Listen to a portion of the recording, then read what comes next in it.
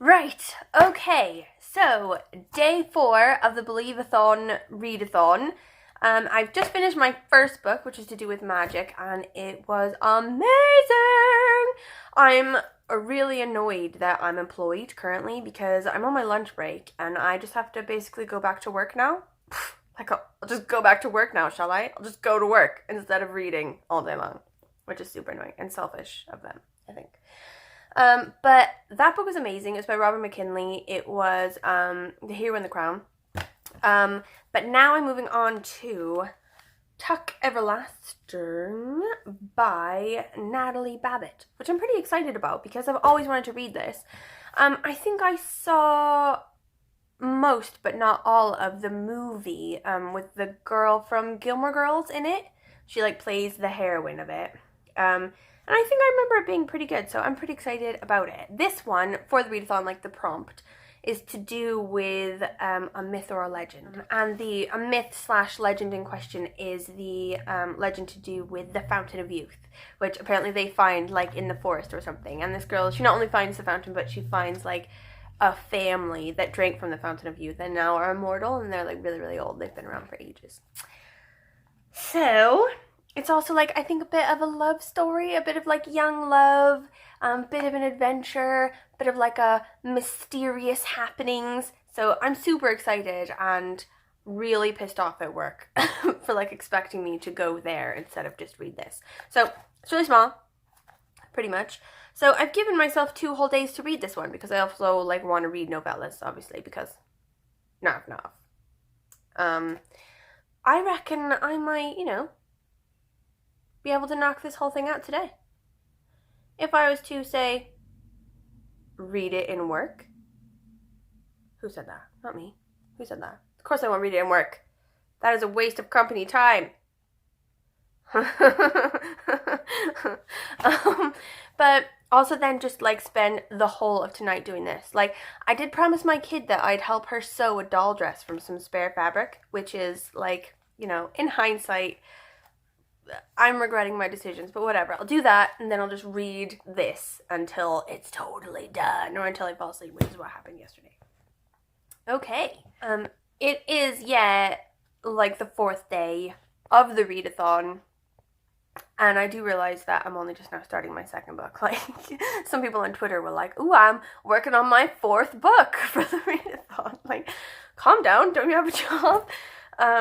But yeah, so I'm a little bit maybe behind slightly, but I'm not worried about this. Do you know what I mean? Who's worried? No one's worried. This is, a problem for later. This is a later problem.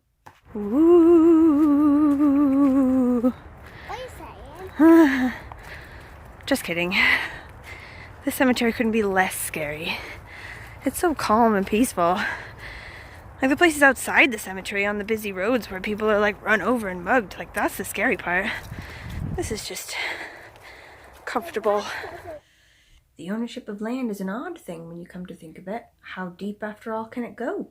If a person owns a piece of land, does he own it all the way down in ever-narrowing dimensions till it meets all other pieces at the center of the earth? Or does ownership consist only of a thin crust under which the friendly worms have never heard of trespassing? Damn, this is deep. We're talking about if it's feasible to actually own land now.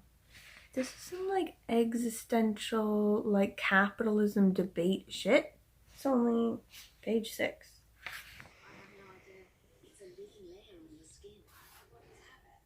Currently on chapter 10. It's pretty late tonight, but I think I might still read the whole book. I'm definitely hitting the halfway point that I wanted to for today. But it is really good and really cute, and it's going really quickly, so maybe I'll just stay up all night and read it. But basically, currently, it's this, young girl, she's 10 or 11 years old. In the movie, I think she was much older, so, that's, a surprise, a nice surprise. But she's really young, and she thinks about running away because her grandmother and her parents are really strict in their house, and everything has a place, and she's an only child, so she's always being watched and told what to do. So she decides that she's gonna run away, and she wanders into the forest one day, and she runs into this guy who's 17, and he's drinking from a spring in the forest, And it turns out that actually he's part of this Tuck family who accidentally drank from the Fountain of Youth without knowing what it was. And now, like 87 years later, they're like frozen as they were the day that they drank from the spring. Like, so they're still 17 and 22 years old, despite the fact that they're actually like 104 and something years old. But she sort of asked them, she's like, oh, I want to drink from the spring. And they're like, no, you can't. She's like, why not? It's my forest. I can do what I want. So then they have to sort of like kidnap her against her will and take her home in order to like convince her that she really doesn't want to do that because it's going to be really bad. But on like the sideline or whatever, there's this man in a yellow suit who says he's looking for a family. And like when the Tuck family told Winnie Foster's the girl, the 10-year-old girl, when they told her about like what the spring actually did to them, the man in the yellow suit was in like a bush listening, and he's like got this like wicked smile now. But like the family is really cute and funny and friendly, and they're really kind to this girl, and they're really excited that she's there. They haven't seen like someone, you know, really young and like, you know, actually, you know, not frozen in time and everything for ages, and it's like the first person they've actually told their story to. So like the dad, like the father in the family, he's like always like really sad and like melancholy and sleeping all the time. But here he's like, where's the child, he demanded, for when he was hidden behind his wife. The boys say you brung along a real honest-to-goodness natural child. So I did, said May, sliding down off the horse, and here she is. Winnie's shyness returned at once when she saw the big man with his sad face and baggy trousers, but as he gazed at her, the warm, pleasing feeling spread through her again. For Tuck's head tilted to one side, his eyes went soft, and the gentlest smile in the world displaced the melancholy creases of his cheeks. Seeing you know, I'll go on and say this is the finest thing that's happened in, at least 80 years. Mr. Tuck is so wise, I might cry. He's like trying to explain to her why she can't tell anyone about the spring or about them being frozen in time. And he's like, he's got her in like this boat, they're on the pond, and they're just sort of like watching everything, and he says, look, there's life all around you. It's sort of growing up and changing and moving on. And he's like, saying like, you'll eventually grow up and move on as well, you know. And she's like, she raged against it, helpless and insulted, and blurted out at last, I don't want to die. No, said Tuck calmly, not now. Your time's not now. But dying's part of the wheel, right there, next to being born. You can't pick up the pieces you like and leave the rest. Being part of the whole thing, that's the blessing. But it's passing us by, us Tucks. Living's heavy work, but off to one side. The way we are, it's useless too. It don't make sense. If I knowed how to climb back on the wheel, I'd do it in a minute. You can't have living without dying, so you can't call it living what we got. We just are. We just be, like rocks beside the road. Oh my god. I think I'm in love with this book. Oh damn, everyone's telling her how horrible it is to be a Tuck and be frozen in time. But she's on the sofa having a bit of a sleep, and everyone's popping in to sort of check on her. And in pops the 17-year-old, and he's like, hey, I have an idea. Since you live next to the spring and everything, 6 years from now, when you're 17, when you're my age, you could drink the water. And you could be 17 forever too. And we could get married and we can see the world. And this has rocked her mind. And I feel like that was really bad advice. And like really selfish. I'm creeped out now by this kid. So super annoyingly, I fell asleep reading my book again last night. Like... And so I never finished Tuck Everlasting like I wanted to yesterday, and I only have 2 chapters left, which I think is like 30 pages, like nothing at all. And now I have to go to work, so I'm really annoyed about that. Like, I don't know what it is about this week. I am struggling. Part of me thinks it's like my like stupidly mild cold that's like just bad enough to be annoying and exhausting, but not bad enough to actually make me get to stay home. But also I think it's just winter. Like the clocks have gone back. It's always dark, it's always raining, it's always freezing cold. Like, I stopped watching YouTube channels in Australia and South Africa because I'm just too jealous that they have summer now. But I will hopefully find some time in my life to read the rest of this book because it's really good. I really like it. It's really cute. All the writing is really cute and really good. It's just a really beautiful story. Also today is bonfire night. Woo! So, we're not gonna go see any fireworks because we have to be here for our dogs. Because the fireworks make them think the world is ending. But we're gonna do some sparklers in the backyard, I think. You wanna do sparklers? She's way too busy picking her nose to be of any use to this conversation. Also, I think I've officially decided that I'm gonna play hooky from Welsh class tonight.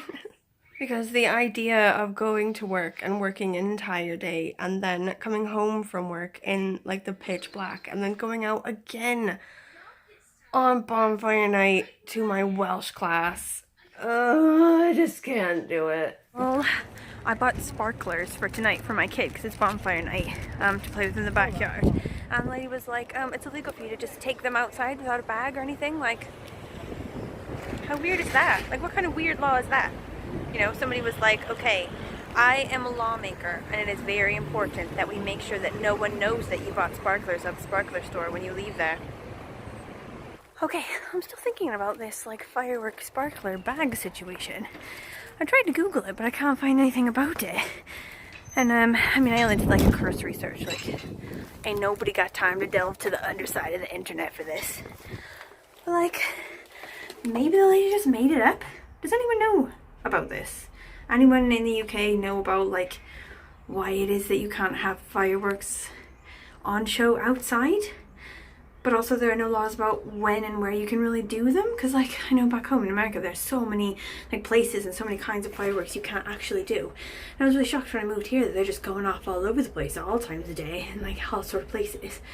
So it seems weird that there'd be a law about leaving a store with them without a bag, but not about setting them off. Now I'm just really confused. So anyone in the UK who knows, please enlighten me because I'm actually ridiculously curious now. Okay, actually, is it sort of like in America where you can't consume alcohol outside unless it's basically in a paper bag and hiding? Like, everyone knows that you're drinking alcohol, but because they can't see the label, it's fine? Like, is it something to do with that? Or is it like one of these holdover laws, like those ones in, like, the West back home where you can't, like, spit over the left side of a horse or whatever, and even though nobody would spit over the left side of a horse anymore, it's still a law and it's still, like, cemented like that? Do you think it's like that? I think I've spent way too much time thinking about this. I'm gonna move on. Okay, I'm at home on my lunch break and I did do quite a bit of reading in work. So I'm on chapter 24. I only have, I think, 15 pages left, so I'll definitely finish it now at lunch. It is really good. Like, all of the action is starting to pick up. Like, I'm not going to tell you what it is because I would totally ruin it, but it's to do with some greedy dudes who want to do some stuff with some special water. Like, you know, I'll just leave it there. But anyway, the villains are really good. The heroes are really good. Like, it's just really cute and I really like it. Anyway. Oh my god! I just finished it. It was so good. It made me cry at the end. I've just got so many feelings now. Oh my god, I tried to like fix my makeup after weeping for ages. Cause I gotta go back to work and I gotta make it look like I wasn't just like crying about a children's book on my lunch break. Good. I need to have a chilling moment. Right, okay, well, that is the end of my book to do with a myth or a legend, and it was fantastic. Anyway, that's all I'll say. Just moving on to the next one. Like, I feel like I need to get another dog so that I can name it Winnie, like the girl in this book. Oh, I could name it Winifred Foster, and then when it was bad, I could call it its full name. You know, it could be like Winnie the dog, except when it's like tearing across the park, you know, toward traffic or whatever, and I could be like, Winifred Foster, I told you to stop! You know? Anyway, I'm now moving on to my book that's to do with like real life issues or whatever, or like contemporary issues or something like that. I'm not sure what this one's particularly about, but I think it does encompass quite a lot of these things. So I'm starting on Goodnight, Mr. Tom by Michelle Magorian. Sorry, I can read. So I think that there's like a BBC show or something like that to do with this, which I might try to watch at some point, because if the book is good, you know, why not? Anyway, I think it's to do with like World War II evacuations. So like when they used to evacuate kids from London into like country bits, you know, parts of Wales and like the country in England and stuff, to get them away from like the worst of the danger. And I think his mother is not very nice. She's like an abuser, like a child abuser properly. She's really cruel. So that's like one of the issues, child abuse. And the person that this kid, when he's evacuated, the person that he ends up with, Mr. Tom, I think he's actually quite a nice man. They have a really like good relationship, and you know, various children's book things happen, but then the mother like wants to bring the kid back, and he's not sure if he'll ever see this guy again, which is really sad. I think also there's like issues to do with homelessness, and obviously as well it's to do with being a refugee and war and sort of kids fleeing conflict, so that's really contemporary real life issues. So pretty excited about this one as well. I've actually had this book, I think, since I first moved to Wales. I saw it in a charity shop for really cheap, and I was like, ooh, I really want to read that. And then over the course of all of my purges, Marie Kondo based, it has survived pretty much all of those ones. I have to go back to work now, so... Loads of that.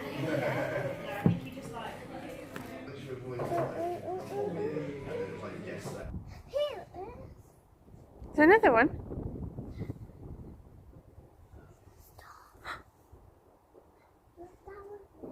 Is there another one? Ooh, I heard that one. Did you hear that one?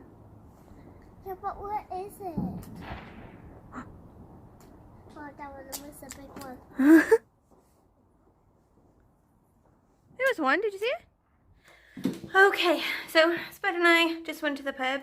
I didn't get to read anything of Goodnight, Mr. Tom at work because there was like stuff to do. Like, how dare you? I have other things I need to be doing. Anyway, I'm currently on chapter 5, The Chamberlain Announces.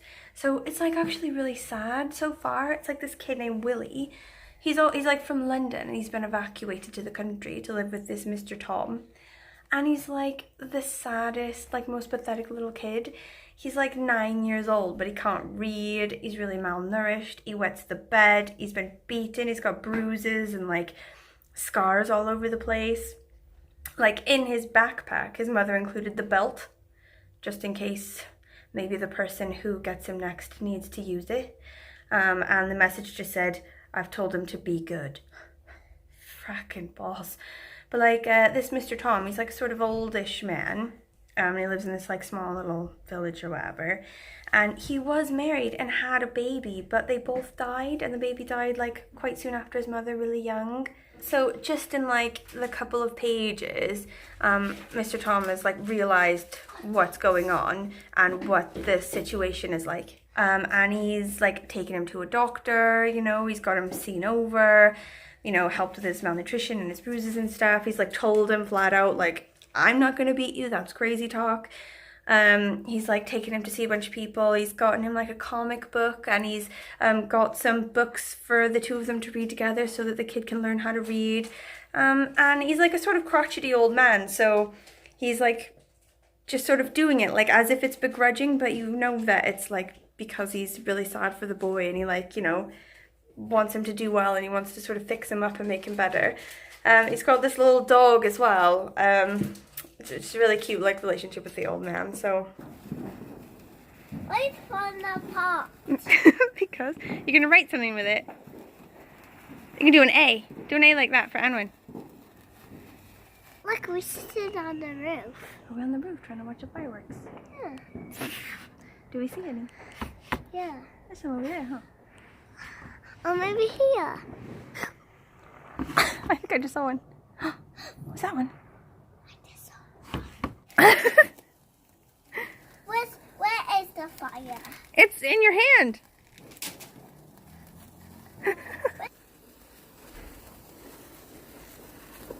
With you know, Troy and Wheeler. I think Maisie wants some of your cake. No. No, Can she? she doesn't like chocolate. She only likes carrot cake. Nah. But what cake does she like? Like tuna cake. But I don't have tuna cake. I have I chocolate. think anyone should have tuna cake. Ew.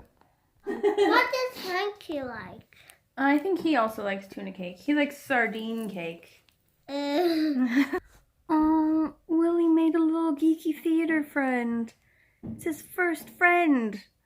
It says, Willie spent the evening with Tom, washing and bottling of blackberries and eating some of them for supper. He sank into an even deeper sleep that night with the knowledge that he, Willie Beach, had survived a whole day with 4 other people of his own age, and he had made jam. Oh my god, the mother in this is terrifying. Oh my god, this is worse than like a horror movie. Like, the mother, Will's mother, like the kid who went with Mr. Tom, the mother sort of ordered him back to London, so he's come back, and she has issues. She's so cruel, but like, more like, I think it's probably like mental illness or something, actually. Like, she's says like kind things to him, nice things to him, like buddy things, like, oh, shall we do a bit of blah blah blah, like, oh, we'll just go in quietly, shall we? Ooh, you know. But then she says horrible things like, ooh, only sinners do that, or, you know, are they church going folk, or like, ooh, they deserve that, those sinners, and just like crazy stuff. But then they sort of go in the house and they're like, oh, you gotta be quiet creeping into the house. He's like, why? She's like, shh, it's a surprise. And they go in and they hear like this whimpering sound, and he's like, you have a dog? She's like, no. And he opens this box, and there's a baby in it. And it's got tape over its mouth to keep it from crying. Apparently it's like dirty and smells and it's crying. And he's like, oh, I'll pick her up then, shall I? And the mother's like, no, don't you dare. She's just trying to get attention. She's got to learn to behave. Oh my god. I think I might have PTSD from that scene. I am frightened. He like really misses Mr. Tom and like the village that he was living in, and like they were doing like this Christmas play where he was gonna be Mr. Scrooge and stuff, and he's really missing it. Jesus. I'm like still in shock. This woman, and like also like the way that it's written, it doesn't sound like a sort of comic book villain. It's not like, you know, the Twits or whatever, you know, that Roald Dahl one with like those really evil people, or like the witches or whatever in Roald Dahl, where they're villains and they're like cruel old people, you know, but they're, you know, cartoony. It doesn't seem real. Whereas this one is written like, you know, this woman has like a proper mental illness that's affecting now 2 children, not just her first kid but also this baby now as well. Anyway, on a lighter note, this book is going really fast. Look how far I am through it already. Like, it's just, yeah, like some books just sort of do that, don't they? Like, it seems really thick, this book. Like, I gave myself, in my like schedule of bookness, I gave myself like a proper 3 days to read this book, and I only started reading it today, and I'm already more than halfway through. So, like, I reckon I can probably finish this tomorrow, maybe. I don't know, and then I'll be ahead of schedule. And then, the next time I get behind schedule, I'll only just be on schedule again. Guys, I'm excited. Guys, I've done something stupid. I drank coffee at 9 p.m., which was a regrettable decision, and then I finished this whole book, and I have a lot of emotions now, and I think also a bit of post-traumatic stress to do with some of the scenes in this book. But the main problem now that needs to be addressed first of all is that it's 2 a.m.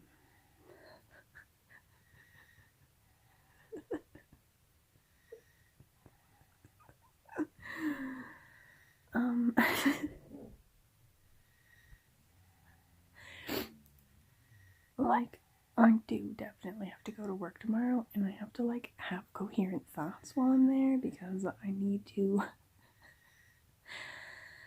like, compile ideas and thoughts and actions toward, like, a general final task.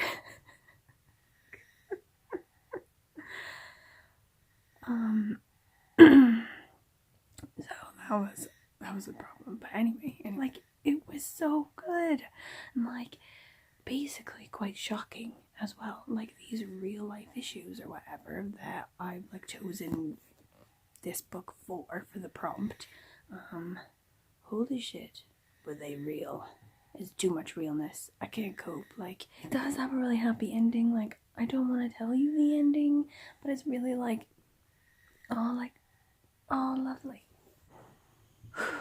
Like, it has me thinking some deep, deep thoughts. Like, basically, the kid has to go back with the mother, and like, you know that part in Harry Potter where Harry gets locked under the stairs, like in the little cabinet under the stairs. So there is a part that's sort of like that in this book, except that instead of being allowed out in the daytime to go and make the family breakfast and then being forced to go to the zoo and like being yelled at, insulted by the whole family all the time, and being like forced to wear hand-me-down clothes or whatever, instead of that, he just never leaves the cupboard. Like, ever. So much so that when the police and Mr. Tom find him like weeks later after his mother's run off, he hasn't been out of there in that whole time, and he hasn't been to the toilet, he hasn't been fed, and he has a situation with him in the cupboard. Like, I don't want to tell you because I don't want to give away the shock. I feel like the shock of knowing that this particular issue has arisen has, dear God, I think I have like so many emotions. So it does end happy. His mother like runs off and like leaves him locked in this cupboard.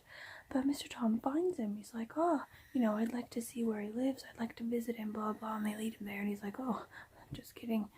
We've been locked in this cupboard this whole time because your mother has like a serious mental illness. But like, he like goes to this hospital then where they're like helping him like cope with his problems. But they're not helping him cope. They're just like sedating him all the time. And Mr. Tom is like, gotta get you out of here or whatever, and he like says to the nurses, he's like, I'd like to take him with me, and they're like, no, you're not family. And then, you know, the kid's like, I want to go with you, and they're like, shush, and he's like, oh, I want to go with you, and they're like, sedate him. So he kidnaps the boy. As you do. Like, I mean, in the end, it's like ridiculously happy, and I'm so happy that it ended that way, and I feel just like really warm and like lovely. Like, it could be because I'm wearing this blanket, but I feel like warm in my heart. Right, okay, so I'm gonna give this bad boy a solid 4 stars. Like, I'm knocking it down a star, I think, just because the last 2 books I read for this readathon, Tuck Everlasting and The Hero and the Crown, were just basically new faves for me. Like, they were so good that I'm now going to be talking about them when I'm approximately 90 years old, talking to my grandkids, like, you know, did I tell you about that one time I read Tuck Everlasting? Like, I'd be like, Grandma, damn, like, you know, we have hoverboards now, and we, like, read about, you know, heroes who fight climate change, you know.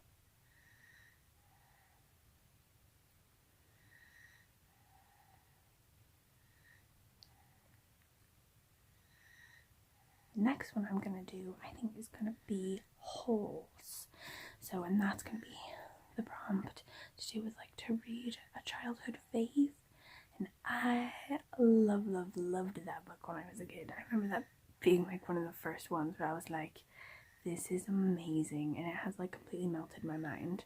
If you have read either of these books, if you've read Duck Everlasting or this book and you have thoughts on either of them, you like them or didn't like them, or if you've read Holes, let me know as well if you really liked it, or if maybe, you know, seeing these and like being prompted that they exist on the planet has made you want to read it or not want to read it or whatever.